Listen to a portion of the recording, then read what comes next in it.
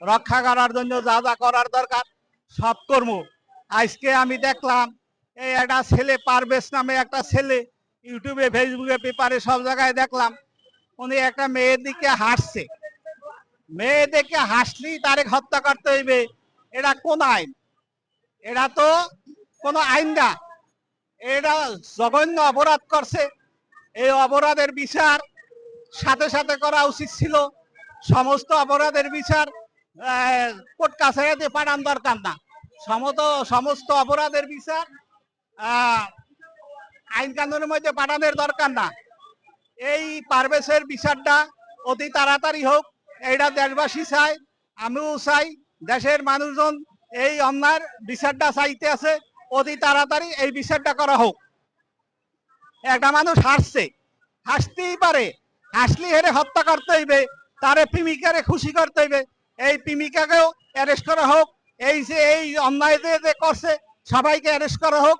Arrest করিয়া সবাইকে সুষ্ঠুভাবে সবাইকে আইনের আওতায় আইনা অতি তাড়াতাড়ি দ্রুত বিচার করা হোক।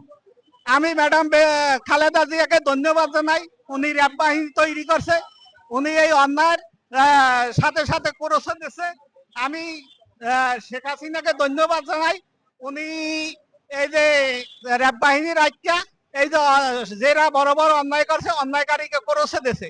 আমি মনে করি ওনারাই এইটা ঠিক করছে, এই অন্যায়কারীকে এই আইনের মার পেছে এরা এক সময় দেখা ছুটিয়ে যায়, ছুটিয়ে না যাইয়া একে করেছে দিয়ে দেওয়া, এইটা হইলে সব থেকে উত্তম কাজ, এইটা হইলে ভালো কাজ। এই কাজের জন্য আমি ম্যাডাম বেগম খালেদা জিয়াকে ধন্যবাদ জানাই, শেখ হাসিনাকে আমি ধন্যবাদ জানাই।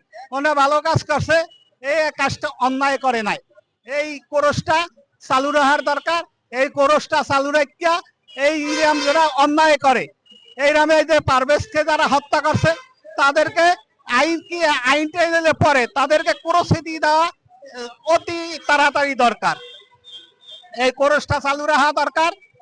আমি যদি দেশের প্রধানমন্ত্রী হইতে পারি, আমি সর্বপ্রথম এই অন্যায়ের প্রতিবাদ করব। যারা এইরকম অন্যায় করে তাদেরকে কঠোর হাতে বিচার করব।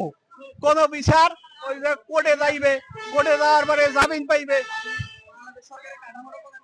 হ্যাঁ কোর্টে যাইবে, কোর্টে যাওয়ার পর বিভিন্ন ই করবে, এটার প্রতি আমি বিশ্বাসী না। কোরসে দিয়ে দিতে হবে, কোরসে দিয়া সাথে সাথে এটা ই করতে হইবে, বিচার করে এলাইতে হইবে। আমি